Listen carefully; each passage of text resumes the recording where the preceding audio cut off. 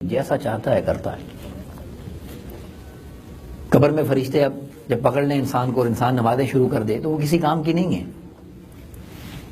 میں ایک مثال دینا چاہتا ہوں، یہی حال حشر کا ہے۔ اور یاد رکھیں قیامت کے دن ایک بندہ کافر نہیں ہوگا، سب مسلمان ہوں گے۔ کیسے؟ کافر کہتے ہیں انکار کرنے والے کو۔ تو قیامت میں کون انکار کرے گا جب جنت بھی سامنے، دوزخ بھی سامنے، اللہ کی ذات بھی سامنے، میزان بھی سامنے، سب کچھ جب سامنے ہے تو کس نے انکار کرنا ہے؟ وہاں تو کوئی کافر نہیں ہوگا، سب ٹھیک ہوں گے۔ تو اس لیے وہاں کا عمل قبول نہیں ہے، مگر وہ ایسا مالک ہے کہ وہ وہاں کا عمل بھی قبول فرمائے گا۔ ہم کس کس بات کا شکر ادا کریں۔ حدیث پاک میں ایک واقعہ آتا ہے ایک شخص کا، اس کے اعمال کو جب میزان پر تولا گیا ترازو کے اندر، تو اس کی نیکیاں اور برائیاں برابر ہو گئیں، بیلنس ہو گیا۔ تو اب جو بیلنس ہو جائیں گے ان کے لیے ایک مقام ہوگا، مقام اعراف، جنت اور دوزخ کے درمیان ہوگا۔ وہ جنت کو دیکھیں گے تو شکر ادا روئیں گے کہ جنت نہیں ملی، اور دوزخ کو دیکھیں گے تو شکر ادا کریں گے دوزخ میں نہیں گئے۔ تو نہ وہ جنت میں ہوں گے نہ دوزخ میں، مقام اعراف اس کو کہتے ہیں۔ تو وہ فرشتوں سے کہے گا کہ مجھے کسی طرح پاس کر دو، برابر ہو گیا، بیلنس ہو گیا۔ تو فرشتے کہیں گے اگر ایک نیکی تم لے آؤ، ایک نیکی، تو نیکیاں زیادہ ہو جائیں گی، ہم تمہیں پاس کر دیں گے۔ تو وہ کہے گا کہ اچھا ایسا کرو، مجھے اجازت دو میں لوگوں سے پوچھ کے آؤں، شاید مجھے کوئی ایک نیکی دے دے۔ اب یہ وہ دن ہے کہ جب ماں باپ بہن بھائی دوست رشتہ دار کوئی رشتہ کام نہیں آئے گا، اس دن کی بات ہے۔ وہ دوڑتا ہے ایک بندے کو جا کے مانگتا ہے، نیکی مانگتا ہے، اس نے کہا چلو بھائی مجھے خود چاہیے دوسرا، جس کے پاس جائے ہر کوئی اس کو دھتکار دے، کوئی اس کی سنے ہی نہیں۔ تو اس کو اس طرح پھرتے پھرتے ایک آدمی نے دیکھا، تو فرمایا کہ وہ آدمی اس سے پوچھے گا کیا مسئلہ ہے تمہارے ساتھ، کیوں ہر کسی کے پاس جا رہے ہو؟ تو وہ کہے گا مجھے ایک نیکی چاہیے، ایک نیکی مل جائے تو میرا کام ہو جائے گا، میں پاس ہو جاؤں گا، صرف ایک نیکی کوئی دے دے۔ اب وہ ایسا بندہ ہوگا کہ اس کے پاس ہوگی ہی ایک نیکی،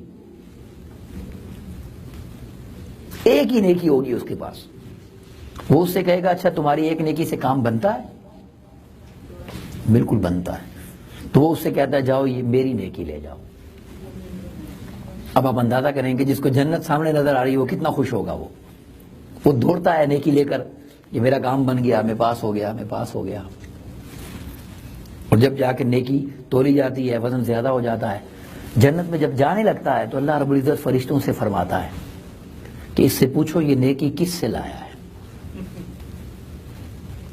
حالانکہ وہ جانتا ہے، وہ بتاتا ہے یار اب فلاں آدمی ہے۔ تو اللہ رب العزت اس کو بلوائے گا اپنی بارگاہ میں، اور بلا کر اللہ اس سے پوچھے گا کہ تم نے اس کو یہ نیکی کیوں دی؟ آج تو کسی کو کوئی نہیں دے رہا۔ اب دیکھیں اس کی رحمت، اس کی رحمت کے بہانے دیکھیں، رحمت خداوندی بہا نمی جویت، اس کی رحمت بہانے ڈھونڈتی ہے، زیادہ ہونا نہیں ڈھونڈتی۔ تو وہ کہے گا یا اللہ یہ رو رہا تھا کہ ایک نیکی چاہیے، اور اس کا ایک نیکی سے کام بن رہا تھا، میرے پاس تھی ایک، باقی گناہ تھے، صرف ایک ہی تھی۔ تو میں نے کہا میرے پاس اگر ہوگی بھی تو میرے تو کام نہیں آئے گی، میرے گناہ زیادہ ہیں، تو چلو میں تو جا ہی رہا ہوں، اس کو تو پار کر دوں۔ تو اللہ رب العزت اس بندے سے پھر یہ سوال کرے گا کیا تو مجھ سے بڑا سخی ہے؟ تو مجھ سے بڑا سخی ہے؟ وہ کہے گا نہیں مالک، تجھ سے بڑا سخی کون ہو سکتا ہے، تو تو مالک ہے۔ تو اللہ رب العزت فرمائے گا کہ تو نے ایک نیکی سخاوت کی نا اس کے لیے کہ یہ پار ہو جائے، میں تجھے بغیر نیکی کے ہی پار کرتا ہوں۔ اب یہ دیکھیں یہ ہے اس کی بخشش، اور یہ میں نے قیامت کے دن کا سنایا آپ کو، آج تو وقت ہے وہ مان رہا ہے۔ ایک اللہ کے ولی تھے، بزرگ تھے، مجھے ڈاکٹر صاحب نے کہا کچھ صوفیاء کی بات ہو، ایک اللہ کے ولی بزرگ تھے تو وہ مال میں بیٹھے رو رہے تھے، ایک مال میں بیٹھ کر رو رہے تھے۔ کسی نے پوچھا حضور کیوں رو رہے ہیں آپ؟ تو انہوں نے کہا کہ میں اللہ اور بندے کی صلح کروا رہا ہوں، اللہ اور بندے کی دوستی کروا رہا ہوں۔ تو کہتے رو کیوں رہے ہیں پھر آپ؟ انہوں نے کہا اس لیے کہ بندہ مال میں پھنسا ہوا ہے، کاروبار میں، زندگی میں، جاب میں، مسئلے مسائل دنیا کے، تو اللہ تو مان رہا ہے، بندہ نہیں مان رہا، تو رو رہا ہوں، بندہ مان نہیں رہا. ٹھیک ہے. 2 دن بعد کسی نے دیکھا تو قبرستان میں بیٹھے رو رہے تھے. پوچھا حضرت آج کیا مسئلہ ہے؟ کہا پھر بندے اللہ کی صلح کروا رہا ہوں. تو اب کیا مسئلہ ہے؟ تو اب کہنے لگے اب بندہ تو مان رہا ہے مگر اب اللہ نہیں مان رہا، کیونکہ وہ عمل کا وقت گزر گیا نا. حقیقت یہی ہے، مگر اس کی رحمت اس سے بڑی ہے، اس کی رحمت اس سے بڑی ہے. وہ اس کے بعد بھی مان جاتا ہے، مگر اچھا انسان وہی ہے جو اس کو یہاں منا لے. اور میں نے آپ کو کہہ دیا کہ اس کو منانے جتنا آسان کام دنیا میں بولیں کوئی بھی نہیں ہے، کوئی بھی نہیں. وہ چاہے تو ایک سجدہ پسند کر لے، وہ چاہے تو ایک آنسو پسند کر لے، وہ چاہے تو ایک بلی کے بچے کو پانی پلانا پسند کر لے، وہ چاہے تو ایک بھوکے کو کھانا کھلانا پسند کر لے، وہ چاہے تو مسجد میں ایک جانماز رکھنا پسند کر لے، وہ چاہے تو مسجد سے ایک بار صفائی کرنا پسند کر لے، صرف ویکیوم کرنا مسجد میں. آقا علیہ السلام نے فرمایا جو جنت کی حوریں ہیں ان کا جو مہر ہے، حق مہر، وہ مسجد میں صفائی کرنا ہے. اب حق مہر نکاح کے لیے ضروری ہے نا، تو کیا فرمایا جو مسجد میں صفائی کرتا ہے یہ حوروں کا، یہ جو حوریں ہیں جو جنت میں ملنی ہیں یہ ان کا حق مہر ہے. اور ہم کتنا معمولی سمجھتے ہیں اس عمل کو ویکیوم کرنے کو.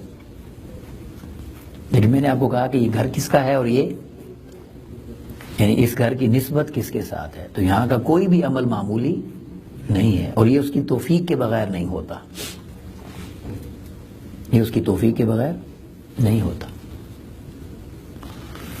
حدیث پاک میں ایک واقعہ بیان ہوتا ہے موسیٰ علیہ السلام کی امت کا، اور مجھے اس سے زیادہ یعنی کہ اللہ کی رحمت پر وسیع واقعہ اس سے زیادہ بہت ہیں، مگر جو لطف اس کے اندر ہے وہ نہیں ملتا. اور وہ یہ کہ بارش نہیں ہو رہی تھی، موسیٰ علیہ السلام نے دعا کی تو اللہ نے فرمایا کہ یہ جتنے لوگ بارش کی دعا کر رہے ہیں ان میں ایک گناہگار بیٹھا ہوا ہے، اس کی وجہ سے بارش نہیں ہو رہی. اگر وہ آپ کی مجلس سے اٹھ جائے تو بارش ابھی برس جائے گی. تو آپ نے واپس آ کر اعلان کیا کہ یار وہ گناہگار آدمی چلے جاؤ یہاں سے اٹھ کر، باقی سب تمہارے لیے پھنسے ہوئے ہیں، جاؤ اٹھ جاؤ جو بھی گناہگار ہے تاکہ بارش برس جائے. بس آپ نے اعلان کیا، اس سے پہلے کہ کوئی اٹھتا بارش شروع ہو گئی. کوئی بھی نہیں اٹھا، بارش شروع ہو گئی. اب لوگ بارش میں خوش ہو گئے. موسیٰ علیہ السلام نے اللہ سے سوال کیا، یا اللہ تو نے فرمایا تھا کہ کوئی بندہ جو بیٹھا ہے گناہگار وہ اٹھے گا تو بارش ہوگی، تو ابھی تو کوئی نہیں اٹھا اور تیری بارش برس گئی ہے. تو اللہ رب العزت نے فرمایا موسیٰ بس آپ سے سن کر اس نے توبہ کر لی. آپ سے اس لیے میں کہہ رہا ہوں یہ وقت بھی توبہ کا ہی ہے. آپ استغفر اللہ کہہ دیں تو یہی کافی ہے. آپ سے سن کر اس نے توبہ کر لی اور میں نے توبہ کا دروازہ کبھی بند نہیں کیا. مگر وہ جملہ بڑا اہم ہے، اس نے توبہ بڑی خاص کی تھی. وہ جملہ کیا؟ اللہ نے فرمایا موسیٰ اس نے مجھے جملہ ایسا کہا کہ میں نے فوراً بخش دیا. مانگنے کا بھی سلیقہ آنا چاہیے نا. تو عرض کرتے ہیں مالک اس نے کیا جملہ کہا؟ تو اللہ رب العزت نے فرمایا کہ موسیٰ اس نے مجھے یہ کہا ہے کہ آپ اس کو اپنی مجلس سے اٹھنے کا کہہ رہے تھے نا کہ یہاں سے اٹھ کے چلے جاؤ تاکہ بارش برسے. تو اس نے مجھ سے کہا یا اللہ تو مجھے نبی سے دور نہ کر، میں گناہ سے دور ہو جاؤں گا. اپنے نبی سے مجھے دور نہ کر، یہاں سے دور چلا گیا تو کیا بچے گا میرے پاس. تو مجھے نبی سے دور نہ کر، میں وعدہ کرتا ہوں گناہ سے دور ہو جاؤں گا. تو نبوت کا وسیلہ فوراً انسان کو توبہ عطا کرتا ہے. تو موسیٰ علیہ السلام نے کہا کہ یا اللہ وہ بندہ کون ہے جس نے میرے وسیلے سے توبہ مانگی ہے؟ تو اللہ رب العزت نے موسیٰ علیہ السلام جیسی ہستی کو فرمایا کہ ہم اس کا نام نہیں بتائیں گے. کیوں؟